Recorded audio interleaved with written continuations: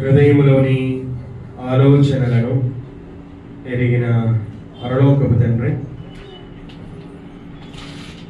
ఈ కార్యక్రమాన్ని పరిశుద్ధాత్ముడి ద్వారా క్రమముగా మర్యాదగా మీరు నడిపించినందుకై మీకు స్తోత్రాలు చెల్లించుచున్నాను దేవ. ఈ సమయంలో మీ దాసుడునైన నేను మీ మాటలను చెప్పబోచుకుండగా పరిశుద్ధాత్ముడి ద్వారా నన్ను బలపరచు దేవ. ఇక్కడ కూర్చున్నటువంటి వారు మీ మాటలను జాగ్రత్తగా విని ప్రతి మాటను కూడా గ్రహించుటకు సహాయమును చేయదేవా. పిల్లలను నాయన తల్లిదండ్రులు వారి స్వాధీనంలో ఉంచుకొనుటకు వారికి సహాయమును చేయి తండ్రి. మీ దాసుని ప్రార్థన మీరు విని జవాబును ఇవ్వమని మీ కుమారుడైన యేసుక్రీస్తు పేరట మిమ్మల్ని అడుగుచున్నాను తండ్రి.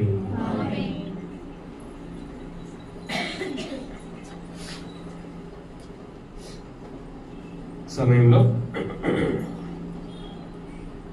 దేవుని గ్రంథములో నుండి రోమీలకు వ్రాసినటువంటి పత్రిక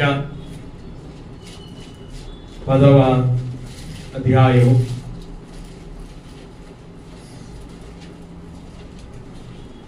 10వ వచనాన్ని మనము చదువుకుందాం. ఏలయనగా నీతి కలుగునట్లు మనుష్యుడు హృదయములో విశ్వసించును, రక్షణ కలుగునట్లు నోటితో ఒప్పుకొనును. ఈ మాటలను అపోస్తలుడైనటువంటి పౌలు గారు రాశారు. రోమీలకు రాశాడు. 1వ అధ్యాయము 1వ వచనంలో మనం చదువుకుంటే, రోమాలో ఉన్న దేవుని ప్రియులకందరికి అనగా పరిశుద్ధులుగా ఉండుటకు పిలువబడిన వారికి అందరికీ శుభమని చెప్పి వ్రాయునది. ఈ 10వ అధ్యాయం 10వ వచనాన్ని మనము చదువుకున్నాం. సందర్భమును మనము ఆలోచన చేసినట్లయితే పౌలు గారు ఈ 10వ అధ్యాయము 1వ వచనం నుంచి ఏ విషయమై మాట్లాడుచున్నాడు అంటే, ధర్మశాస్త్రము వలన మనము నీతిమంతులము కాలేదు, విశ్వాస మూలముననే నీతిమంతులము అయ్యాము అన్నటువంటి విషయాన్ని చెబుతూ ఉన్నటువంటి సందర్భాన్ని నేను మీకు తెలియజేశాను. దేవుడు పాత నిబంధనలో మోషే గారి ద్వారా ఇశ్రాయేలీయులకి ధర్మశాస్త్రాన్ని ఇచ్చాడు. అయితే పౌలు ఏమని చెప్తున్నాడంటే, విశ్వాసులారా, దేవుడు మనల్ని ధర్మశాస్త్ర మూలముగా కలుగు నీతి వలన నీతిమంతులుగా తీర్చలేదు, విశ్వాసము వలన కలుగు నీతి చేత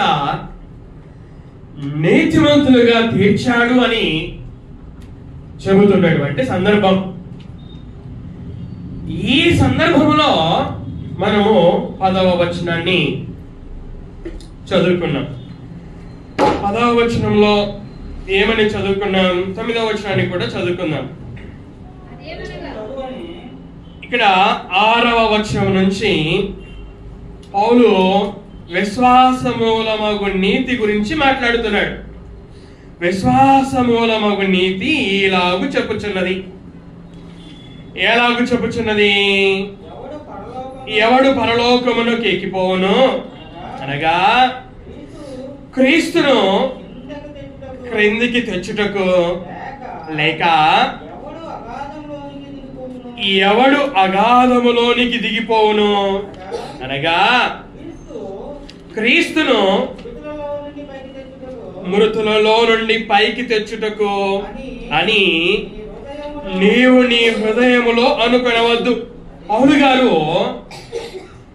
ద్వితీయోపదేశకాండము 30వ అధ్యాయము 11వ వచనము నుంచి 14వ వచనం వరకు ఉన్నటువంటి వాక్యములను ఇక్కడ ఉదహరించాడు. మీరు ద్వితీయోపదేశకాండము 30వ అధ్యాయం 11 నుంచి 14 వరకు చదువుకున్నట్లయితే ఇక్కడ పౌలు గారు ఉదహరించినటువంటి మాటలే అక్కడ మనం కనుగొంటాం. అలాగే 8వ వచనాన్ని మనం చదువుకున్నట్లయితే అదేమని చెప్పుచున్నది అంటే విశ్వాసమూలమగు నీతి ఏమని చెప్పుచున్నది? వాక్యము నీ యొద్దను, నీ నోటను, నీ హృదయములోను ఉన్నది. అది మేము ప్రకటించు విశ్వాస వాక్యమే. విశ్వాసమూలమగు నీతి గురించి మాట్లాడుతూ ఆ విశ్వాసమూలమగు నీతి మేము ప్రకటించు విశ్వాస వాక్యమే అని పౌలు గారు అన్నారు.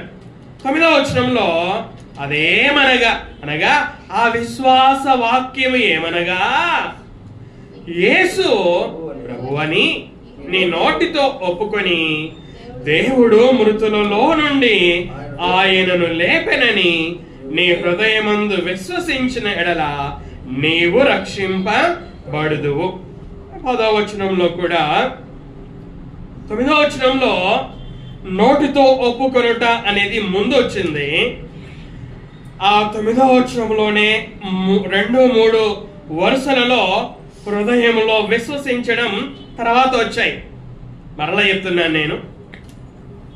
9వ వచనంలో నోటితో ఒప్పుకోవడం మొదటి వరుసలో వచ్చింది.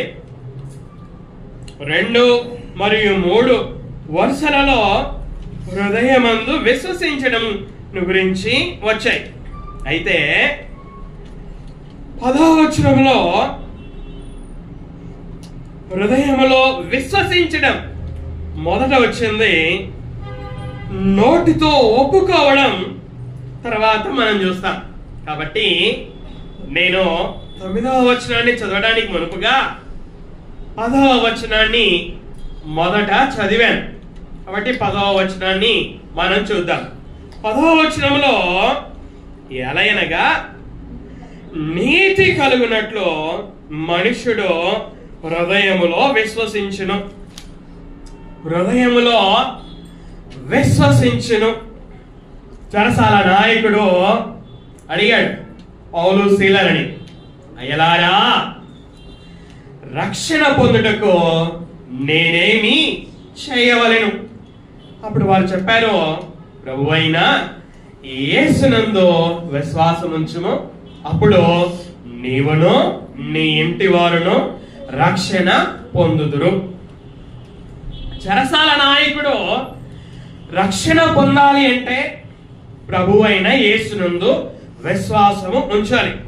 ఇక్కడ పౌలు గారు 10వ వచనంలో నీతి కలుగునట్లు మనుష్యుడు హృదయములో విశ్వసించును. మనుష్యుణ్ణి లేక పాపిని దేవుడు నీతిమంతుడు, ఇక ఈయన పాపి కాదు, నీతిమంతుడు అని తీర్చాలి అంటే ఆ పాపి తన హృదయములో విశ్వసించాలి. చెరసాల నాయకుడికి చెప్పింది కూడా అదే, ప్రభువైన యేసునందు విశ్వాసం ఉంచుము, హృదయములో విశ్వసించును. ఏమని విశ్వసించాలి? దేవుడు ఒక పాపిని నీతిమంతుడిగా తీర్చాలి అంటే ఆ పాపి తన హృదయములో ఏమని విశ్వసించాలి అనే ప్రశ్నకి 9వ వచనము మనకి జవాబు చెబుతుంది. 9వ వచనం, అదేమనగా యేసు ప్రభువని నీ నోటితో ఒప్పుకొని ఏమని విశ్వసించాలో పరిశుద్ధాత్ముడు పౌలు గారి ద్వారా వ్రాయించాడు. ఏమని విశ్వసించాలట? దేవుడు మృతులలో నుండి ఆయనను అనగా యేసును లేపెనని నీ హృదయమందు విశ్వసించిన ఎడల. ఏమని విశ్వసించాలో చాలా స్పష్టముగా పౌలు గారు రాశారు. ఏమని విశ్వసించాలట? దేవుడు యేసుక్రీస్తు వారిని మృతులలో నుండి లేపాడు అని విశ్వసించాలి. మృతులలో నుండి లేపబడడం, పునరుత్థానం. పునరుత్థానం ఎంత ప్రాముఖ్యము అంటే ఒక పాపి యేసు పునరుత్థానం యందు హృదయములో విశ్వసిస్తేనే దేవుడు అతనిని నీతిమంతుడు లేక నిర్దోషి అని ఎంచుతాడు. పునరుత్థానము లేదని చెప్పే సదుకైలను మనం బైబిల్లో చూస్తాం. దేవుని మాటలకు వ్యతిరేకులు వారు. అంత మాత్రమే కాదు, ఈ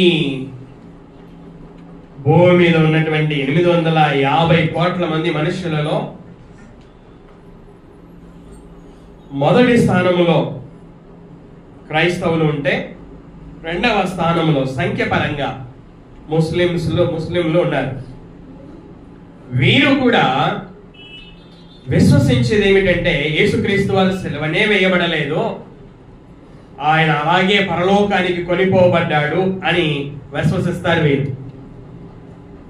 ఆయన సిలువే వేయబడకపోతే పునరుత్థానం ఎక్కడా అంటే వీరు కూడా పునరుత్థానం ఏందో విశ్వాసము ఉంచరు. కానీ బైబిల్ మనకు ఆ విధంగా చెప్పడము లేదు. యేసు పునరుత్థానము చెందడము అనేది ఇది ప్రవచనం. దేవుడు క్రీస్తుకు పూర్వం 1000 సంవత్సరాలలోనే ప్రవక్త అయినటువంటి దావీదు గారి ద్వారా ప్రవచించాడు. ప్రవక్త అయినటువంటి దావీదు గారు తన తర్వాత 1000 సంవత్సరాల తర్వాత రాబోయే యేసుక్రీస్తు 3వ దినమున తిరిగి లేపబడతాడని ప్రవచించాడు.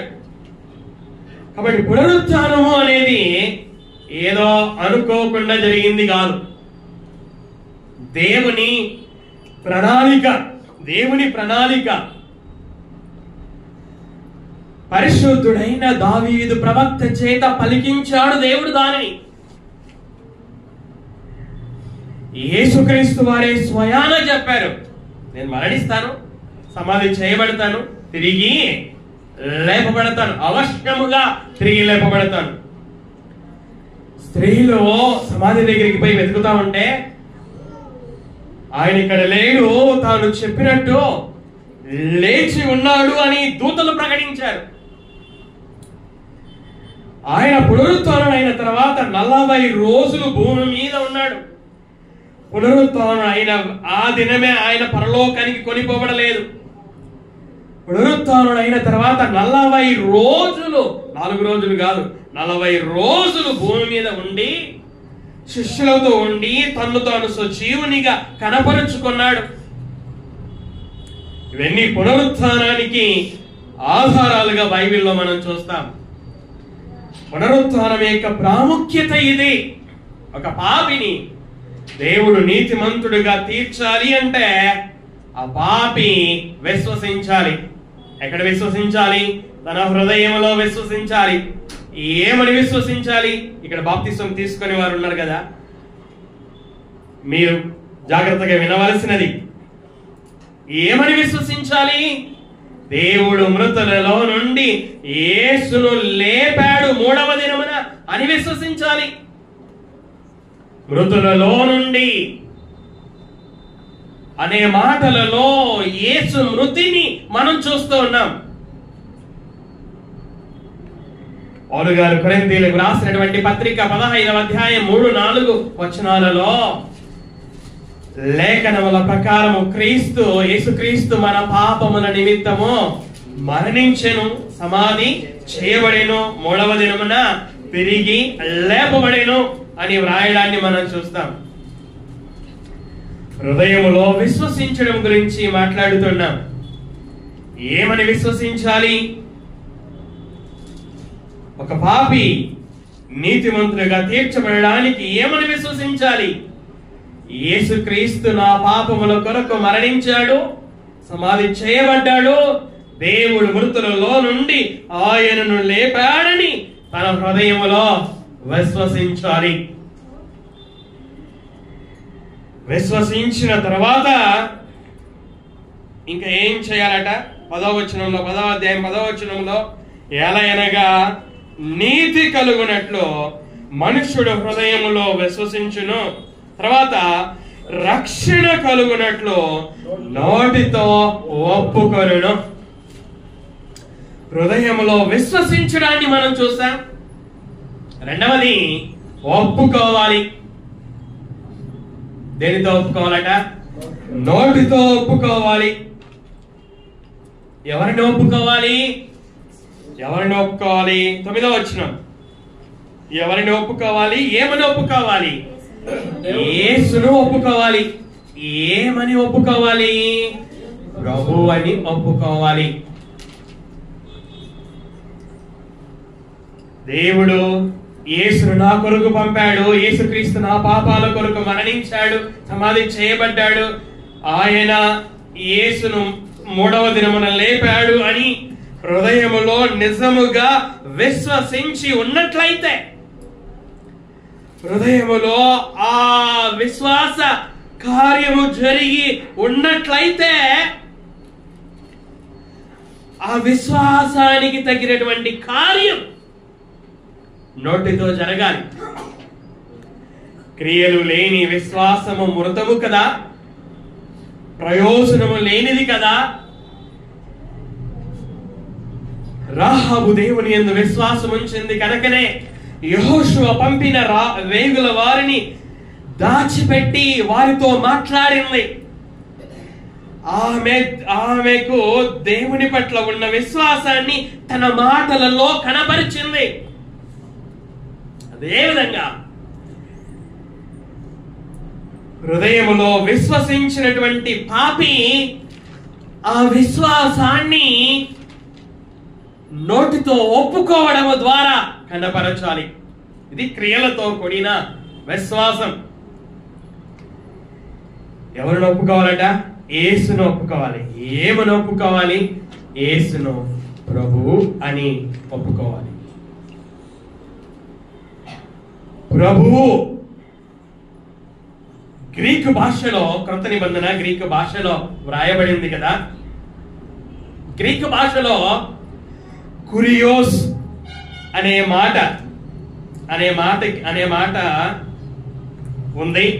ఆ మాటకి అర్థము, తెలుగులో అర్థం ఏమిటంటే ప్రభువు అని, యజమానుడు అని, అయ్యా అని అర్థం. కురియోస్ అనే గ్రీకు మాటని తెలుగులోకి అనువాదము చేసేటప్పుడు ఈ 3 మాటలని ఉపయోగించారు. ప్రభువు అని, యజమానుడు అని, అయ్యా అని ఉపయోగించారు. 722 సార్లు ఈ 3 పదాలు ఉపయోగించబడ్డాయి గ్రీకు పదానికి. యోహాను సువార్త 13వ అధ్యాయము 13వ వచనం. యోహాను సువార్త 13వ అధ్యాయము 13వ వచనం. బోధకుడనియో ప్రభువనియో మీరు నన్ను పిలుచుచున్నారు. నేను బోధకుడను ప్రభువును గనుక మీరిట్లు పిలుచుట న్యాయమే. శిష్యులు ఏమని పిలుస్తున్నారంటే యేసుక్రీస్తును బోధకుడా ప్రభువా అని పిలుస్తున్నారు. అప్పుడు యేసుక్రీస్తు వారు ఏమన్నారు? నేను ప్రభువును కాదు, మీరు నన్ను పిలవవద్దు అనలేదు. ఏమన్నాడు? నేను బోధకుడను ప్రభువును అన్నాడు. యేసుక్రీస్తు తనను గురించి తాను ప్రభువు అని చెప్పుకున్నాడు. రాత్రి వేళ గొర్రెల కాపురులో తమ మందని కాచుకొనుచు ఉన్నప్పుడు ప్రభువు దూత వచ్చాడు, వారి చుట్టూ నిలిచాడు. అప్పుడు దేవుని మహిమ గొర్రెల కాపురుల చుట్టూ ప్రకాశించింది. అప్పుడు ఆ దేవుని దూత గొర్రెల కాపురులకు చెప్పిన సువర్తమానం ఏమిటి అంటే, దావీదు పట్టణమందు నేడు రక్షకుడు పుట్టి ఉన్నాడు, ఆయన ప్రభువైన క్రీస్తు. ప్రభు దూత యేసును గురించి చెప్పినటువంటి మాట ఏమిటంటే, రక్షకుడైన క్రీస్తు పుట్టాడు. ఆయన ఎవరంటే ప్రభువు. అపోస్తలుల కార్యములు 2వ అధ్యాయము 36వ వచనం. అపోస్తలుల కార్యములో 2వ అధ్యాయం 36వ వచనం. మీరు సిలువ వేసిన ఈ యేసునే దేవుడు ప్రభువుగాను క్రీస్తుగాను నియమించెను. ఇక్కడ పేతురు గారు మాట్లాడుతున్నారు. ఎవరితో మాట్లాడుతున్నారంటే ఇశ్రాయేలీలతో మాట్లాడుతున్నారు. ఇది పెంతెకోస్తు పండుగ దినమున. ఈ పండుగ దినమున పేతురు గారు ఇశ్రాయేలీలతో మాట్లాడుతూ ఏమని వారికి చెప్తున్నాడంటే, వారు రూఢిగా తెలుసుకోవాలని చెప్తున్నాడు. వాళ్ళు రూఢిగా ఏం తెలుసుకోవాలట? ఇశ్రాయేలీయులారా, మీరు నిరాకరించిన, మీరు సిలువ వేసినటువంటి ఈ యేసునే దేవుడు ప్రభువుగా నియమించాడు, క్రీస్తుగా నియమించాడు. ఈ యేసునే దేవుడు ప్రభువుగా నియమించాడు అన్న విషయం మీరు రూఢిగా తెలుసుకోవాలి అని పేతురు గారు చెప్పారు. అంటే ఇక్కడ ఏమర్థమవుతుంది? దేవుడు యేసుక్రీస్తు వారిని ఏ విధంగా నియమించాడట? ప్రభువుగా నియమించాడు. ఫిలిప్పీలకు రాసినటువంటి పత్రిక, పౌలు గారు ఫిలిప్పీలకు రాసినటువంటి పత్రిక 2వ అధ్యాయము 11వ వచనం 10-11 వచనాలను మనము చదువుకుందాం. భూమి మీద ఉన్న వారిలో గాని భూమి క్రింద ఉన్న వారిలో గాని ప్రతి వాని మోకాలును యేసు నామమున వంగునట్లును ప్రతి వాని నాలుకయో తండ్రి అయిన దేవుని మహిమార్థమై యేసుక్రీస్తు ప్రభువని ఒప్పుకొనున్నట్లును దేవుడు ఆయనను అధికముగా హెచ్చించి ప్రతి నామమునకు పైనామమును ఆయనకు అనుగ్రహించెను. ఇక్కడ దేవుడు ఏం చేశాడంట? యేసుక్రీస్తు వారిని హెచ్చించాడట. ప్రతి నామమునకు పైనామమును ఆయనకు అనుగ్రహించాడట. హెచ్చించాడు. ప్రతి నామమునకు పైనామమును యేసునకు అనుగ్రహించాడు దేవుడు. ఎలా హెచ్చించాడు? ఎలాగా ప్రతి నామమునకు పైనామముగా యేసునకు పైనామమును యేసునకు అనుగ్రహించాడు అంటే, ప్రతి వాణి మోకాలు, భూమి మీద ఉన్నటువంటి 800 కోట్ల మంది ప్రజలలో ప్రతి వాణి మోకాలు ఎవరి నామమున వంగాలట? యేసు నామమున వంగాలి అట. ఇంకా ప్రతి వాణి నాలుకయు ఏం చేయాలట? తండ్రి అయిన దేవుని మహిమార్థమై యేసుక్రీస్తు ప్రభు అని ఒప్పుకోవాలి అట. ఇది యేసుక్రీస్తును ఏమని ఒప్పుకోవాలట? ప్రభువు అని ఒప్పుకోవాలట. ప్రతి వాని నాలుక, 3 లోకాలలో ఉన్నటువంటి ప్రతి వాని నాలుక, 3 లోకాలు. ఇక్కడ ఆ 9వ వచనంలో పరలోకమందున్న వారిలో అది ఒక లోకం, భూమి మీద ఉన్న వారిలో అది 2వ లోకం, భూమి క్రింద ఉన్న వారిలో అది 3వ లోకం. 3 లోకాలలో ఉన్నటువంటి ప్రతి వాని నాలుక ఏం చేయాలట? యేసుక్రీస్తును ప్రభు అని ఒప్పుకొనేటట్లుగా దేవుడు యేసును హెచ్చించడట. ప్రతి నామమునకు పైనామమును యేసుక్రీస్తుకు అనుగ్రహించాడట. ఎందుకు దేవుడు ఇలాగా యేసుక్రీస్తును ఎందుకు దేవుడు ఈ యేసుక్రీస్తుని ఇంతగా హెచ్చించాడు అంటే పై వచనాలు మనం చూసుకుంటే అర్థమవుతుంది. ఎందుకంటే ఆయన మనుషుల పోలికగా పుట్టాడు, దాసుని స్వరూపమును ధరించుకున్నాడు, తన్ను తానే రిక్తునిగా చేసుకున్నాడు, ఆకారమందు మనుషునిగా కనబడ్డాడు, మరణము పొందినంతగా అనగా శిలువ మరణము పొందినంతగా విధేయత చూపిన వాడై తన్ను తాను తగ్గించుకున్నాడు. కాబట్టి దేవుడు యేసుక్రీస్తును ఎంతగా హెచ్చించాడు. 3 లోకాలలో ప్రతి వాని నాలుక యేసుక్రీస్తుని ఏమని ఒప్పుకోవాలి? ప్రభువు అని ఒప్పుకోవాలి. నోటితో ఒప్పుకోవడం గురించి వివరణ చూస్తూ ఉంటున్నాం. యేసును ఒప్పుకోవాలి. యేసును ఏమని ఒప్పుకోవాలి? ప్రభువు అని ఒప్పుకోవాలి. దానిని మనము చూస్తూ ఉంటున్నాం. కొరింథీయులకు రాసినటువంటి పౌలు గారు కొరింథీయులకు రాసినటువంటి పత్రిక 6వ అధ్యాయము 19 మరియు 20 వచనాలను మనము చదువుకుందాం. మీ దేహము దేవుని వలన మీకు అనుగ్రహింపబడి మీలోనున్న పరిశుద్ధాత్మకు ఆలయమై ఉన్నదని మీరెరుగరా? మీరు మీ సొత్తు కారు.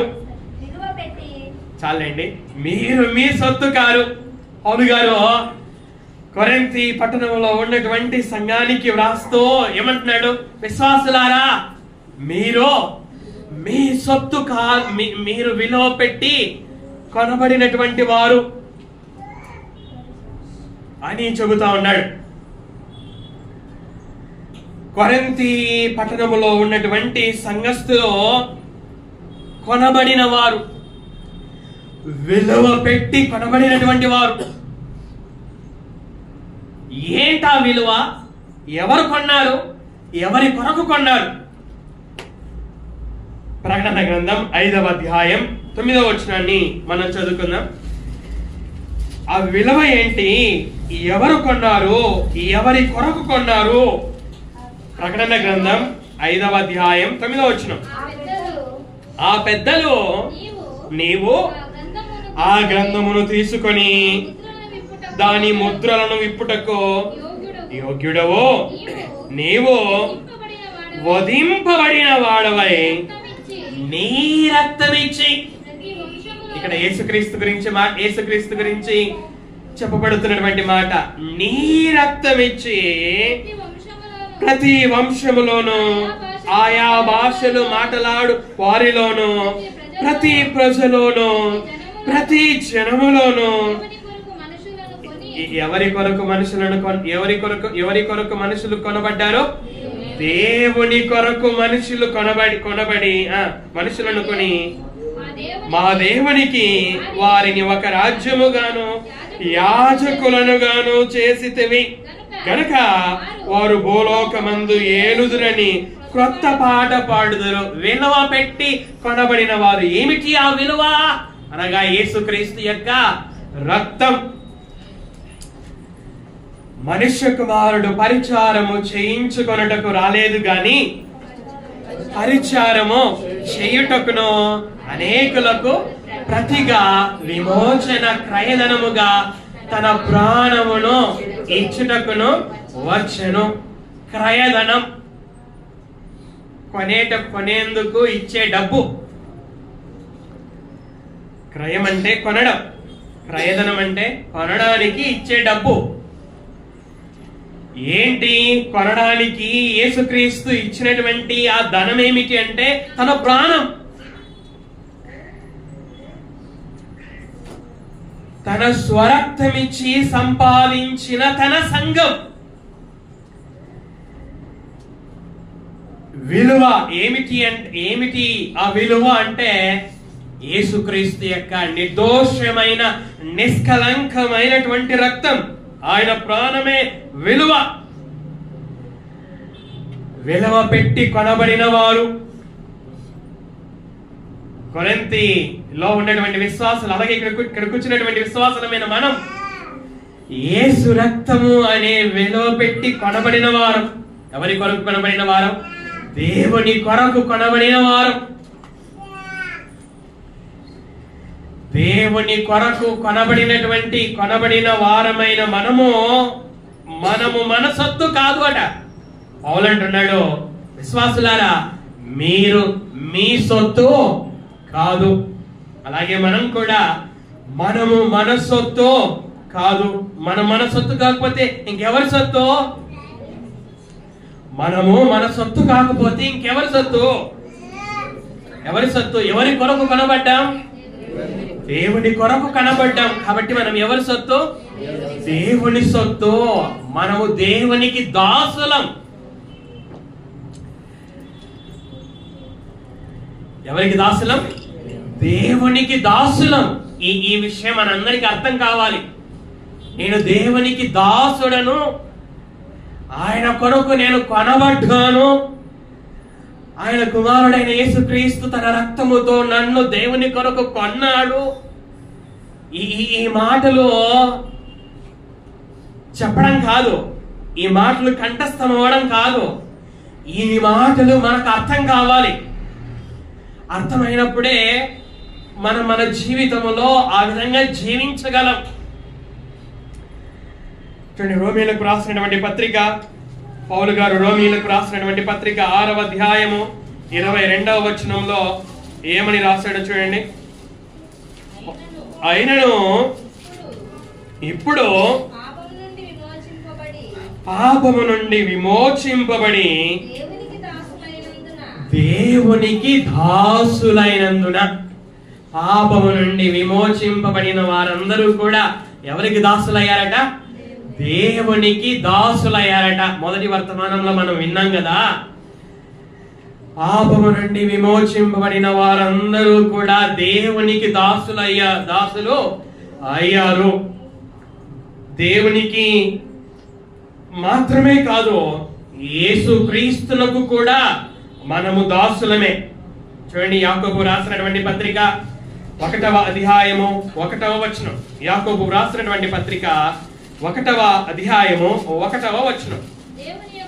దేవుని యొక్కయో ప్రభు అయిన యేసుక్రీస్తు యొక్కయో దాసుడైన యాకోబు తన గురించి తాను ఏమని రాసుకున్నాడు?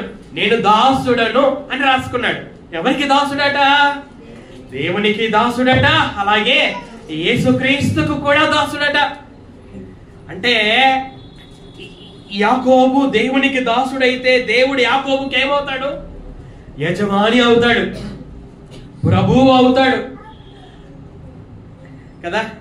ఇంగ్లీష్ లో సార్ అంటాం, తెలుగులో అయ్యా కదా. యాకోబు దాసుడు, దేవుడు యజమాని. యాకోబు క్రీస్తుకు దాసుడు, క్రీస్తు యాకోబునికి యజమాని, ప్రభువు. మత్తయి సువార్త 16వ అధ్యాయము 18వ వచనాన్ని, మత్తయి సువార్త 16వ అధ్యాయము 18వ వచనం. ఈ బండ మీద నా సంఘమును కట్టుదును. నా సంఘం ఎవరిదంట? యేసుక్రీస్తుది.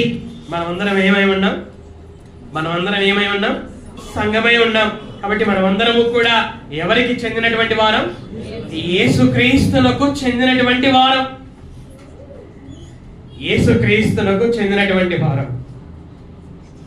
చూడండి, అపోస్తలుల కార్యములు 20వ అధ్యాయం 28వ వచనంలో, 20వ అధ్యాయము 28వ వచనం.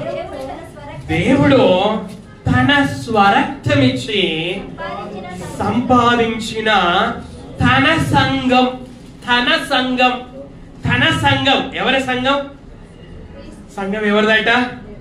యేసుక్రీస్తుది. అంటే ఇప్పుడు మనం ఎవరికి చెందిన వారము?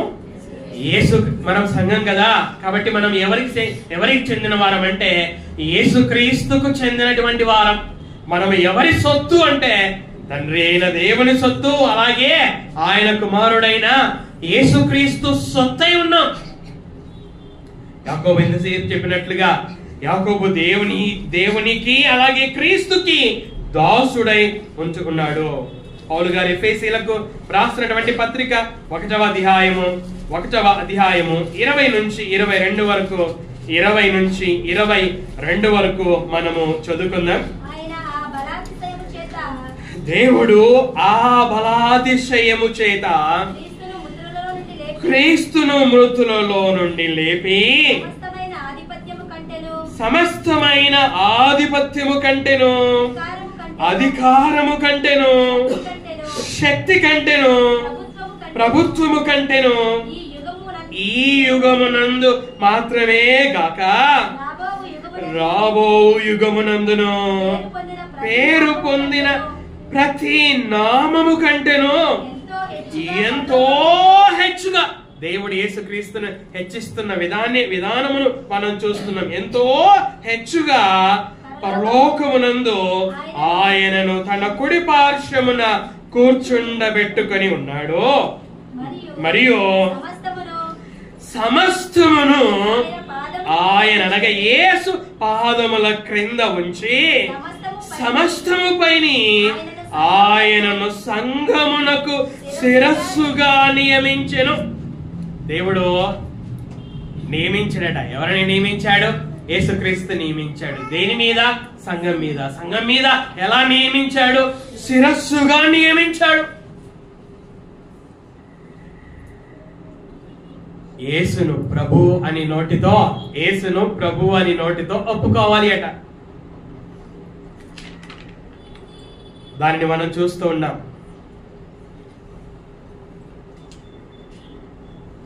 కీర్తనల గ్రంథము 110వ కీర్తన 1వ వచనం. 110వ కీర్తన 1వ వచనం. ప్రభువు నా ప్రభువుతో సెలవిచ్చిన వాక్కు. ఎవరు రాశారు ఈ కీర్తనని? దావీదు గారు రాశారు. దావీదు గారు ఈ కీర్తనని రాశారు. దావీదు గారు చెప్తున్నారు. ఏమని చెప్తున్నారు? ప్రభువు నా ప్రభువుతో. ఇక్కడ ప్రభు అని రెండు సార్లు రాయబడింది కదా. ప్రభువు ఎవరు? ఇంకొక ప్రభు ఎవరు అంటే తండ్రి అయినటువంటి దేవుడు. వినండి, తండ్రి అయినటువంటి దేవుడు ప్రభు అయిన యేసుక్రీస్తుతో చెబుతూ ఉన్నాడు.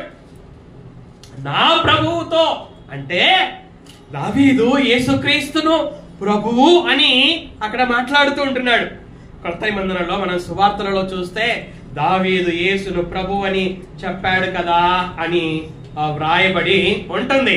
కాబట్టి ప్రభువు అనగా తండ్రి అయినటువంటి దేవుడు, నా ప్రభు అనగా నా ప్రభు అయిన యేసుక్రీస్తుతో ఏ విధంగా చెప్తున్నాడు. ఏమని చెప్తున్నాడట? నేను నీ శత్రువులను నీ పాదములకు పీఠముగా ఉంచు వరకు నా కుడి పార్శ్వమున కూర్చుండుము. అంటే తండ్రి అయినటువంటి దేవుడు యేసుక్రీస్తు వారికి ఈ మాటలు చెప్పాడు. అంటే ఇక్కడ దావీదు గారు యేసుక్రీస్తుని, ఆయన ఇంకా పరలోకంలో ఉన్నాడు. యేసుక్రీస్తు వారు దేవుడు యేసుక్రీస్తును పరలోకం నుండి భూలోకానికి ఇంకా పంపించలేదు. ఆయన పరలోకంలో తండ్రి దగ్గర ఉన్నప్పుడే పరిశుద్ధాత్ముడి ప్రేరేపణతో యేసుని ఏమని పలికాడు అంటే నా ప్రభువు అని పలికాడు. ఇప్పుడు యేసుక్రీస్తు వారు ఏమై ఉన్నారు? దేవుని దూత గొర్రెల కాపరులతో చెప్పినటువంటి మాట ఏంటి? దావీదు పట్టణమందు నేడు రక్షకుడు నా కొరకు పుట్టి ఉన్నాడు, ఆయన ప్రభువైన క్రీస్తు. దూత క్రీస్తు గురించి ఏమని చెప్పాడు? ప్రభువు. యేసుక్రీస్తు తన గురించి తాను ఏమని చెప్పుకున్నాడు? నేను బోధకుడను ప్రభువును గనక మీరు నన్ను ఇట్లా పిలుచుట న్యాయము. దేవుడు యేసుక్రీస్తుని ఎలా నియమించాడు? ప్రభువుగా, క్రీస్తుగా నియమించాడు. దేవుడు యేసుక్రీస్తుని ఎలా హెచ్చించాడు?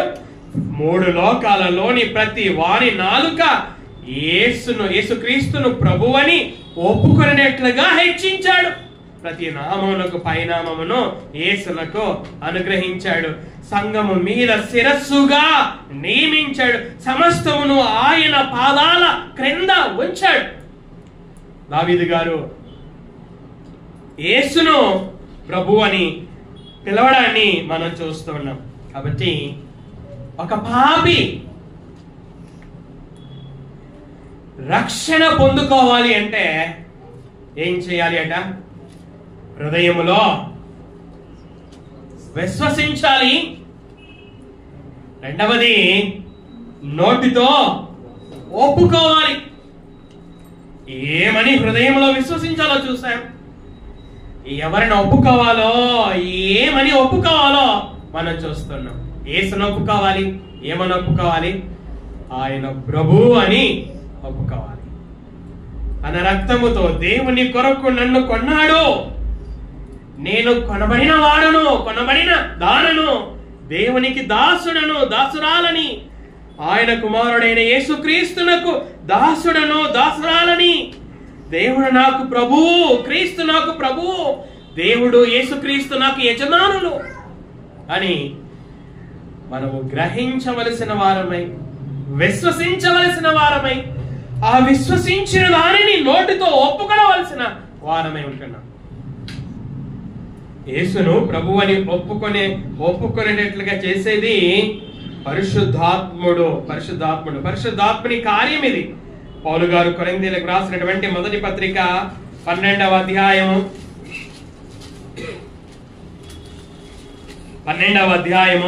3వ వచనం. పౌలు గారు కొరింథీయులకు రాసినటువంటి మొదటి పత్రిక 12వ అధ్యాయము 3వ వచనం. ఇందుచేత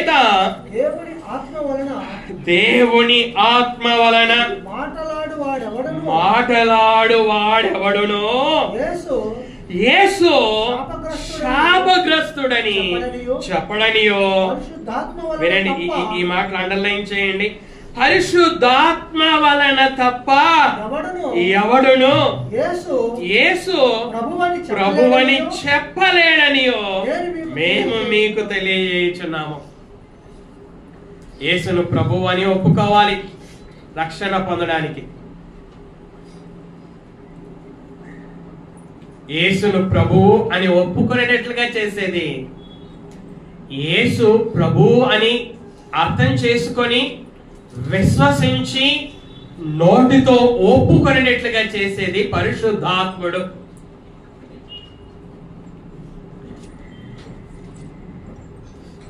బాప్తిసం తీసుకొని వారు దేవుడి మిమ్మల్ని నీతిమంతులుగా తీర్చాలి అంటే, మీరు మీ పాపముల నుండి రక్షణ పొందాలి అంటే, ఇక్కడ 2 పనులను మనం చూస్తున్నాం. ఒకటి హృదయములో విశ్వసించుట, రెండవది నోటితో ఒప్పుకొనుట. హృదయంలో ఏమని విశ్వసించాలో చూసాం, నోటితో ఎవరిని ఏమని ఒప్పుకోవాలో కూడా చూసాం. ఈ 2 మీరు చేస్తే మీకేం కలుగుతుందంట?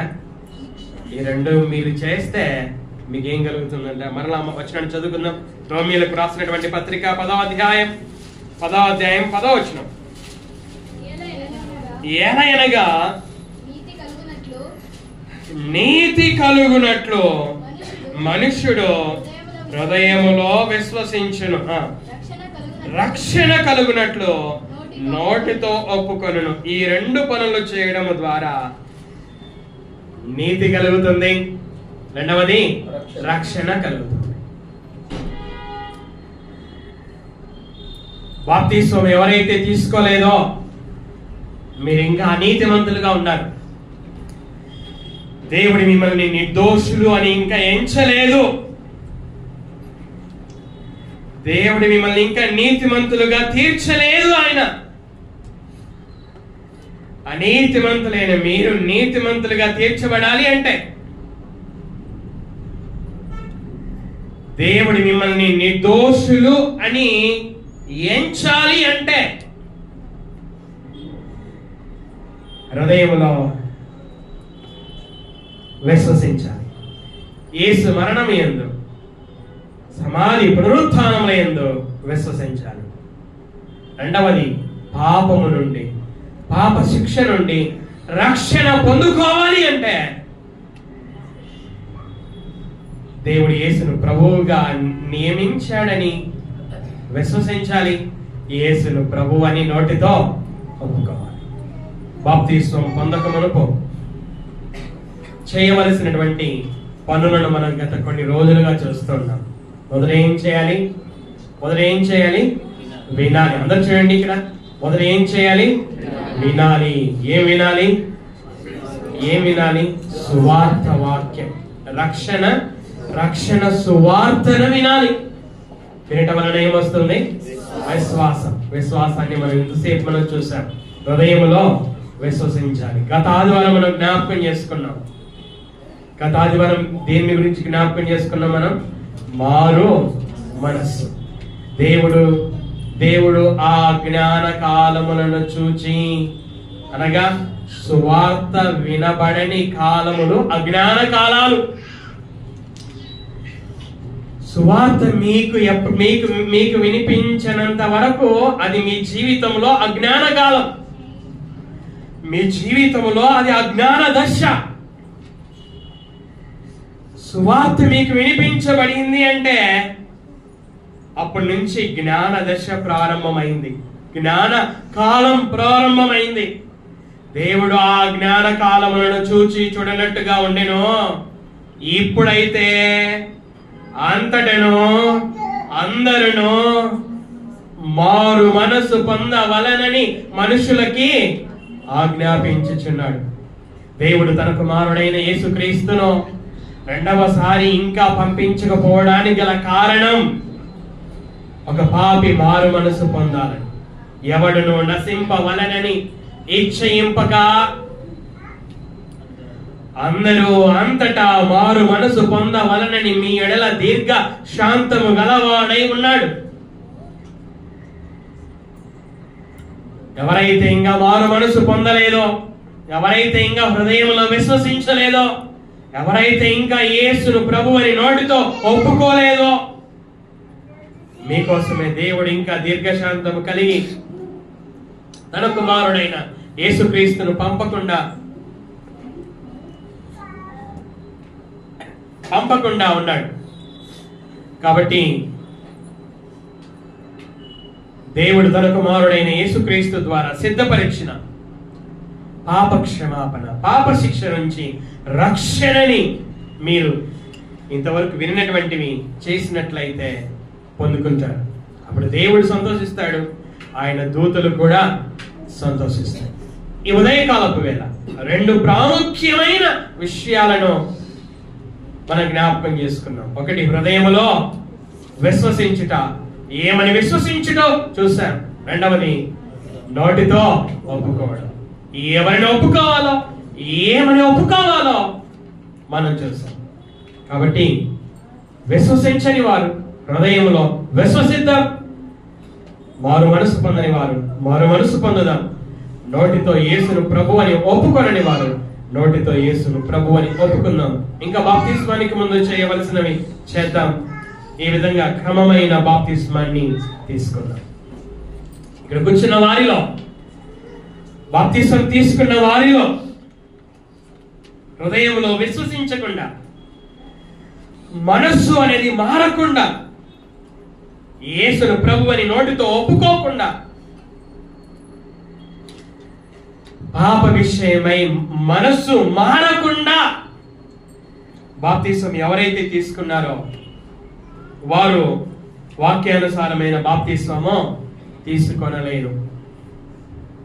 ఎవరైతే హృదయంలో విశ్వసించి పాప విషయంలో మనస్సు మారి యేసును ప్రభు అని నోటితో ఒప్పుకొని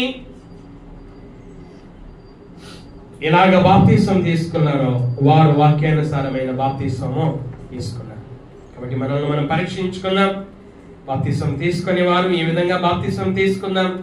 బాప్తిసం తీసుకున్న వారు మనల్ని మనం పరీక్షించుకున్నాం. ఆ విధంగా దేవుని మాటల చేత మన జీవితాలను సరి చేసుకొనుటకు పరిశుద్ధాత్ముడు నిరంతరము సహాయమును చేయునుగాక. ప్రార్థన చేసుకున్నాం.